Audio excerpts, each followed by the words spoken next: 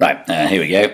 Welcome back to the kitchen. Have a go at talking about the Phillips curve, which we've talked about. In lessons this week. And the Phillips curve, in essence, is very simple, and it's something that that we've come across in a whole variety of different forms already. When we talked about ADAS analysis, when AD shifts to the right, and then this puts upward pressure on prices. In other words, as unemployment falls, inflation tends to be pushed up. And we've looked at it through the wage price spiral, and we said that once unemployment starts to fall, workers become more powerful within the workplace, and that can push up real wages.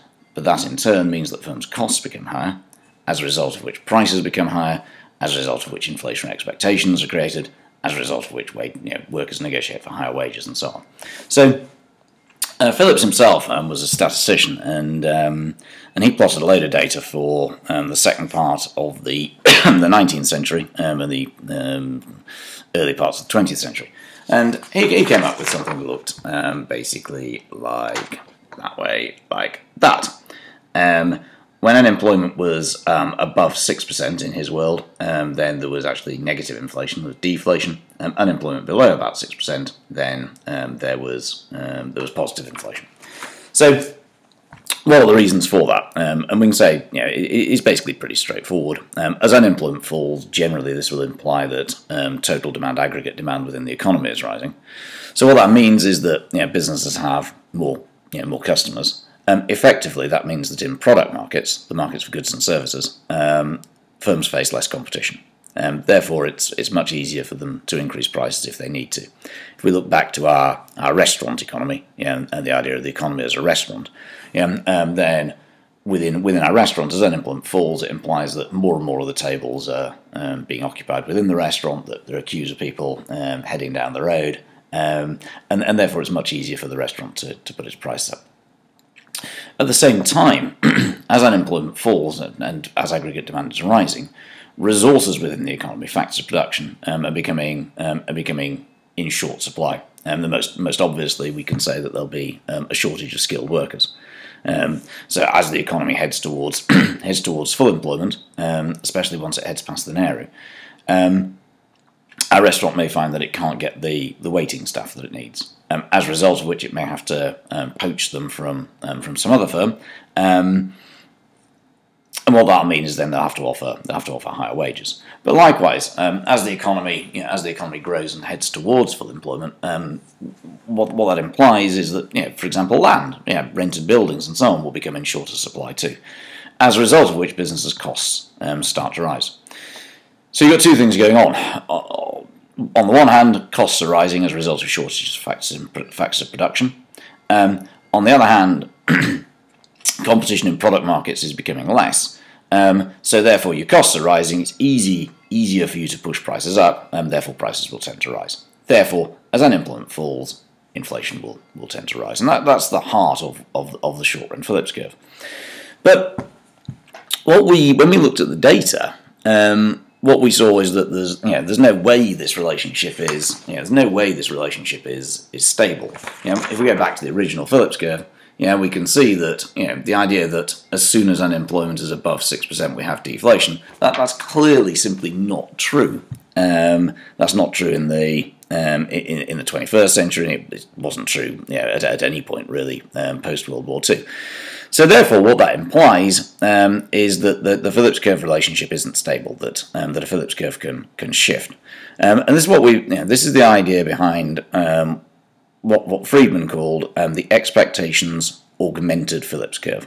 The idea that, and in a nutshell, this is quite simple. The details of it become quite complex, but actually the basic idea is very simple, which is that if, as a government, you hold unemployment very, very, very low, this will create inflation, but it will also create inflationary expectations. Workers will realise that that they're not getting the pay rise that they thought they were going to be getting, as a result of which they'll negotiate for higher and higher and higher wages, which will lead to higher and higher and higher prices. So therefore, if you artificially hold unemployment at a very low level, this will create accelerating inflation, and that's the heart of this idea of the expectations augmented or long run Phillips curve. So to understand that, we need to go back to the Nehru. So remember, when we looked at the Nehru, first of all, we just had a continuum over over this side. Unemployment is when unemployment is very, very high. What that means is that there's many surplus workers, and firms will be able to force down real wages.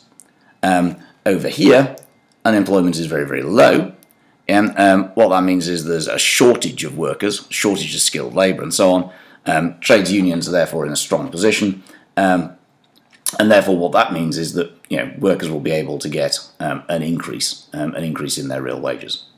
So let's imagine that we're in a situation like that one. Unemployment is at the Nehru, and inflation is 2%. When unemployment's at the Nehru, what that means is that inflation is stable. The power of firms and workers is balanced. So what will be happening at if we call it point A? What will be happening at point A is that wages are rising by 2%, prices are rising by 2%, probably the money supply is rising by 2%. Everything is stable. There's no upward or downward pressure on inflation, and other things being equal, we're going to stay there indefinitely. Suppose, however, that we reduce unemployment to U1. The government, for example, prints more money, pushes money into pushes demand into the economy via an increase in the money supply. It doesn't have to be the money supply; it could be fiscal policy. It doesn't really matter. But let's suppose it does it that way. Unemployment drops to U1. It's now below the Nehru. We have very, very low unemployment. Workers now realise that they can push for a real wage increase, and let's suppose that they believe that they can get a 3% real wage increase. That there are such shortages of skilled workers that they can increase their real wage by 3%. Of course, they also know that in the current world, inflation is 2%. Therefore, in order to get a 3% real increase, they're going to need to negotiate for a 5% pay rise, what we call a 5% nominal pay rise. So what that means is that when unemployment falls to U1, wages will now be rising by about 5% a year, which will push through the wage price spiral. That'll push through to inflation, and it's likely, therefore, that prices will be rising by about 5% a year. So initially, what's happened then is we've simply gone from A to B.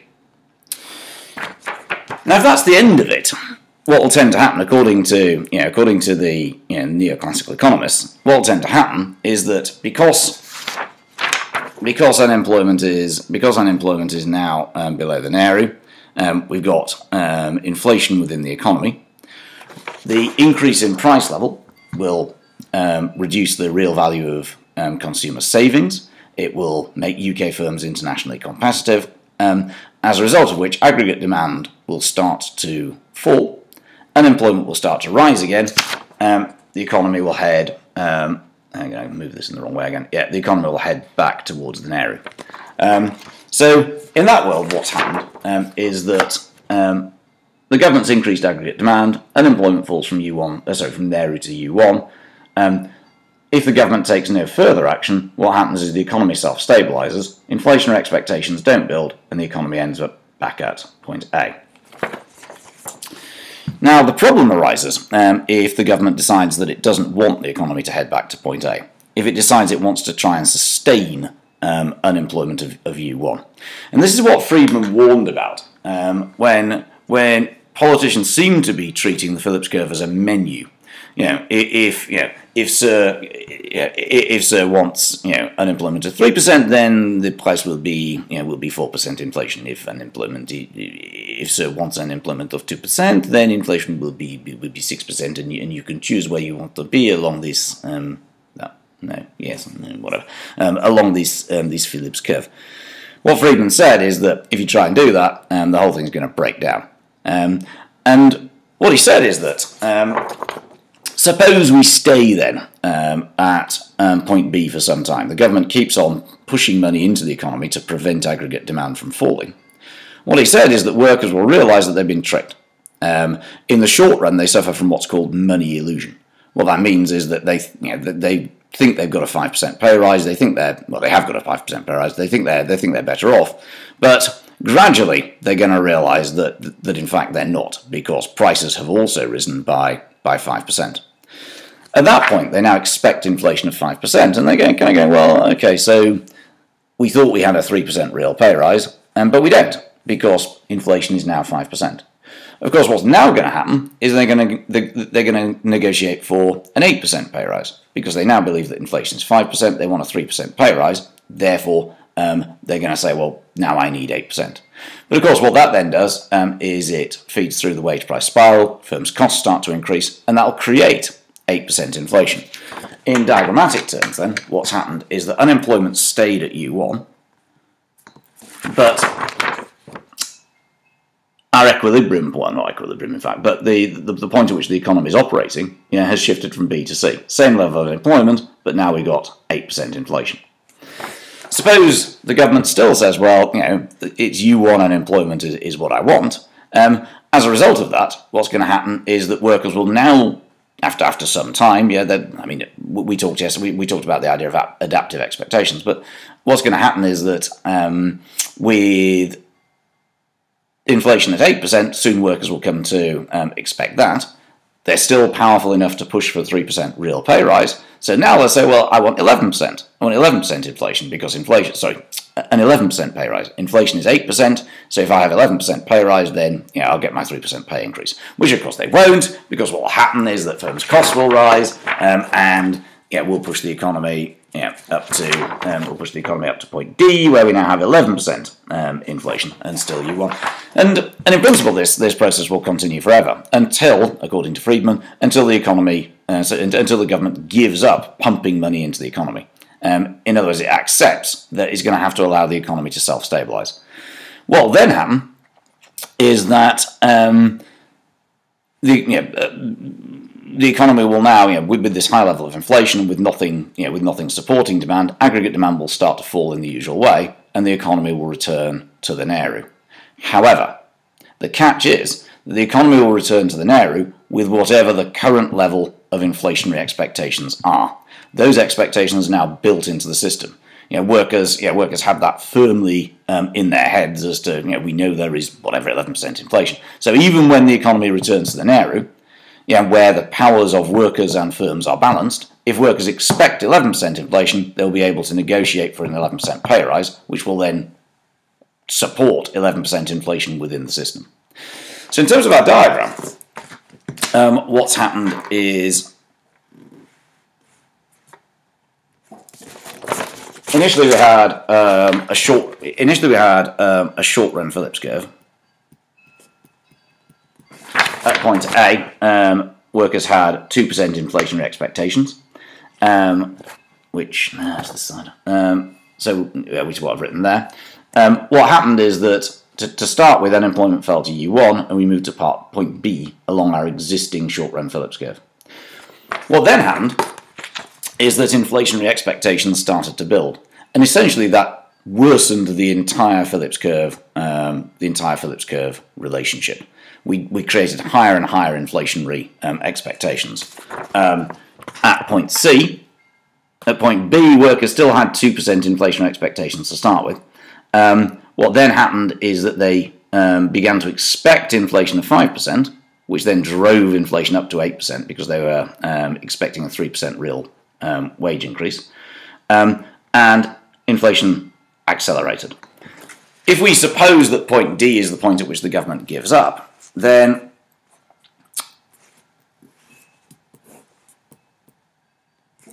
what happens then is that gradually the economy starts to head back towards the Nehru. We end up, therefore, at point E. At point E, so along this short-run Phillips curve, that we're looking at now, this is the one with 8% inflationary expectations. It was 2% inflationary expectations along that one. You could draw another one there with 5% inflationary expectations. This one with 8% inflationary expectations. So inflation was 11%, but 11% inflationary expectations hadn't set in as yet. So unemployment starts to rise, inflation falls slightly, but we arrive back at the point when the power of workers and firms is balanced. And we now have a new equilibrium, we're back at the Nehru, but we now have 8% inflation instead of 2% inflation. And the entire Phillips curve has shifted vertically. What Friedman said was that effectively the long-run Phillips curve was vertical at the Nehru. In other words, in the long run, all you've done is you have increased inflation from 2 to 8%. We've shifted vertically from point A to point E.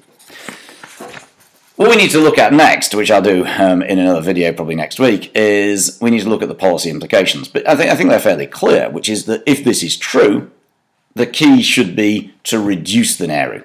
The closer to full employment we can get the Nehru, the lower unemployment we can get without facing this problem of accelerating inflation. And that's what we've already argued when we looked at the Nehru itself, when we studied that earlier in term. We said, well, look, the key is, you want that to be, you want to use supply-side policies to get that Nehru as low as you possibly can. So that's the expectations augmented Phillips curve. That's the idea that in the long run, if you push demand into the economy, all you're actually going to do, if you create unemployment that's below the Nehru, all you're really going to do